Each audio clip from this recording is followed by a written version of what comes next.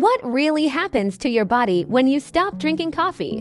What if the reason you feel constantly tired, unfocused, or stuck in your fitness progress isn't because you're not trying hard enough, but because you're missing one small, overlooked factor?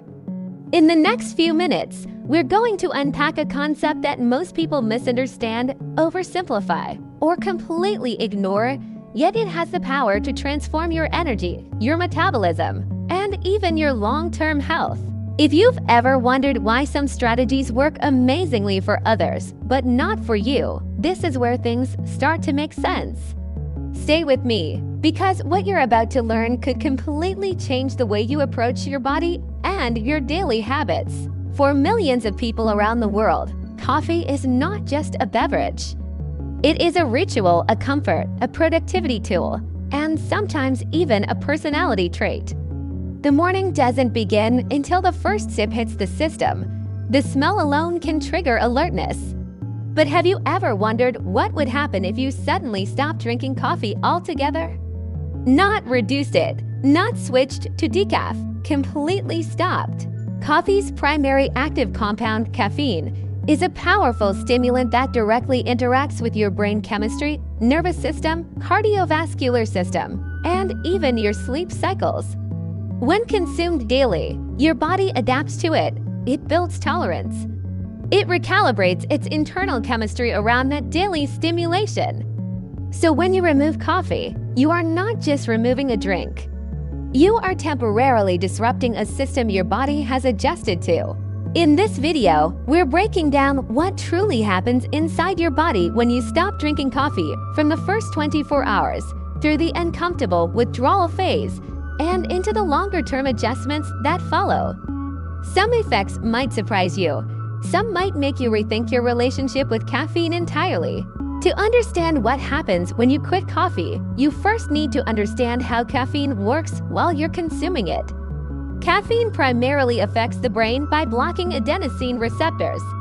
Adenosine is a neurotransmitter that gradually builds up in your brain throughout the day. Its job is simple. It makes you feel tired, T. The more adenosine accumulates, the sleepier you feel. Caffeine looks structurally similar enough to adenosine that it can attach to the same receptors, but instead of making you sleepy, it blocks the signal. As a result, you feel alert, focused, and energized. But that's only part of the story. Caffeine also stimulates the release of dopamine and increases activity in the central nervous system. It can elevate cortisol levels, especially in the morning, enhancing the fight or flight response. Your heart rate may increase slightly, blood pressure can rise. Blood vessels in the brain constrict, your metabolism temporarily speeds up. When this stimulation happens occasionally, your body manages it efficiently. However, when caffeine becomes a daily habit, your brain adapts. It creates more adenosine receptors to compensate. This is why over time, one cup of coffee doesn't feel as powerful as it once did. Tolerance builds because your brain is adjusting to constant stimulation. And that adaptation is exactly why stopping coffee creates noticeable effects. Within 12 to 24 hours after your last cup of coffee, subtle changes begin to unfold. The caffeine in your bloodstream decreases significantly. Those extra adenosine receptors that your brain created are now fully available, and adenosine can finally bind to them. This leads to a rapid increase in fatigue. Many people describe this stage as feeling unusually tired, even if they slept well the night before. That exhaustion is not necessarily because your body lacks energy, but because your brain is recalibrating without artificial stimulation. Headaches often begin during this window. While caffeine constricts blood vessels in the brain, stopping caffeine allows those vessels to dilate again. This sudden widening of blood vessels increases blood flow and can trigger pain receptors, leading to throbbing headaches or even migraines in sensitive individuals. Concentration may also decline. Since dopamine activity is reduced without caffeine's influence, mental sharpness can temporarily feel blunted. Tasks that once seemed easy may feel slightly more difficult. Reaction time may slow, motivation may dip. Emotionally, irritability is common. Because caffeine interacts with mood-regulating neurotransmitters, its absence can make some people feel more sensitive or short-tempered during the first day. This stage can feel discouraging, but it is a predictable neurological adjustment, not a sign that your body needs coffee to function. For most people, days 2 and 3 are the most intense part of the process. This is when withdrawal symptoms typically peak. Headaches may become stronger. Fatigue can feel overwhelming. Some people experience mild nausea, muscle heaviness, or a sense of mental fog. The brain, accustomed to daily stimulation, is temporarily operating at a lower baseline of arousal. Mood changes may also intensify. You might feel unusually anxious or, paradoxically, unusually low. Caffeine subtly stimulates stress hormones, so when it's removed, cortisol patterns may fluctuate as your body seeks equilibrium. The emotional shifts are not permanent. They are part of the adaptation process. Sleep during these days can be unpredictable. Some people sleep longer than usual because adenosine is no longer being blocked. Others may struggle with restlessness as their nervous system recalibrates. The body is essentially learning to regulate alertness naturally again. Sleep during these days can be unpredictable. Some people sleep longer than usual because adenosine is no longer being blocked. Others may struggle with restlessness as their nervous system recalibrates. The body is essentially learning to regulate alertness naturally again. It's important to note that caffeine withdrawal is recognized in clinical research as a legitimate physiological condition. The symptoms are temporary but real. They are not imaginary or purely psychological. They reflect changes in neurochemistry and vascular tone. The good news is that this peak phase usually does not last long.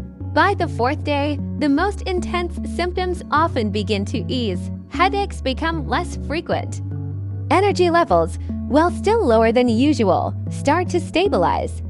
The brain slowly reduces the extra adenosine receptors it had created during habitual caffeine use. This period marks the beginning of neurological recalibration.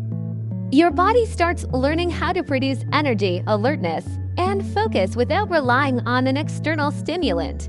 Sleep patterns may begin to improve noticeably during this phase.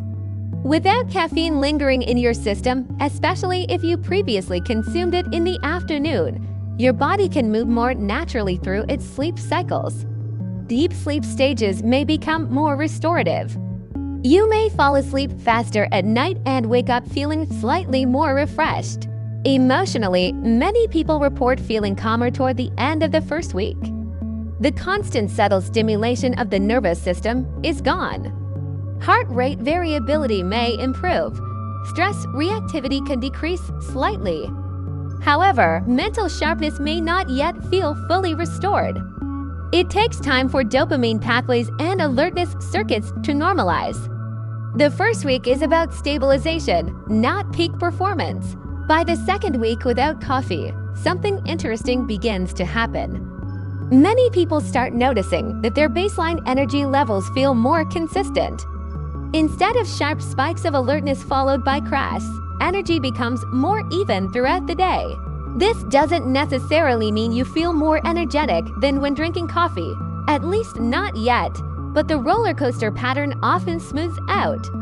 Your body is no longer experiencing caffeine-induced highs followed by adenosine rebounds. Cortisol rhythms may also normalize.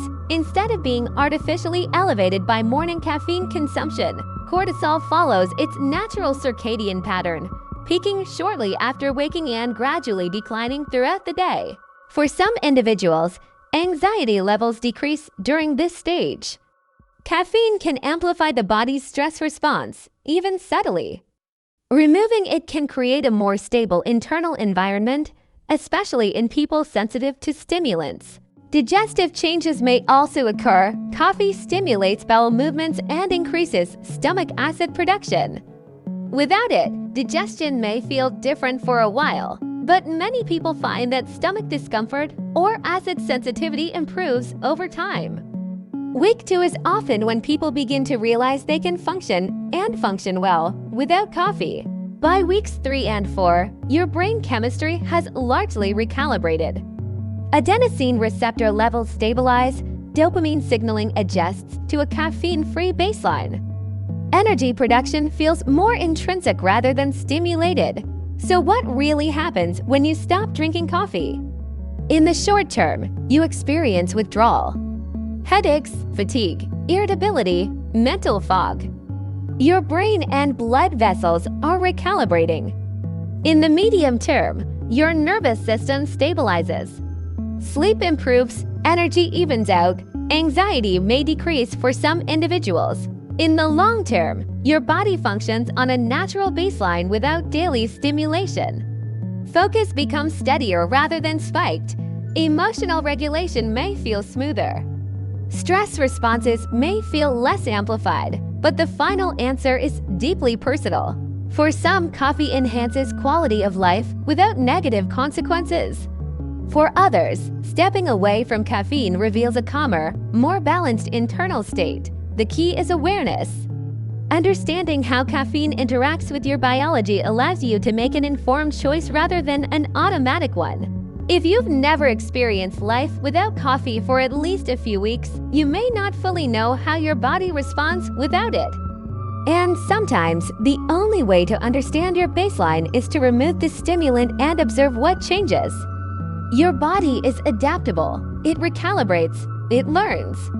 Whether you return to coffee or not, the experience of stepping away can teach you something powerful about your own physiology. And that knowledge alone can change how you see your morning cup forever.